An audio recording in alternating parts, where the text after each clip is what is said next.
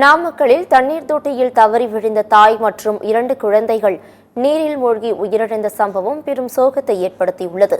நாமக்கல் மாவட்டம் பெரியமணலி அருகே உள்ள கொளத்துப்பாளையத்தைச் சேர்ந்த ரவிக்குமார், இந்துமதி தம்பதிக்கு 3 வயது யாத்விக் ஆர்வின் மற்றும் 11 மாதம் கைக்குழந்தை நிவின் ஆதிக் என 2 மகன்கள் இருந்தனர்.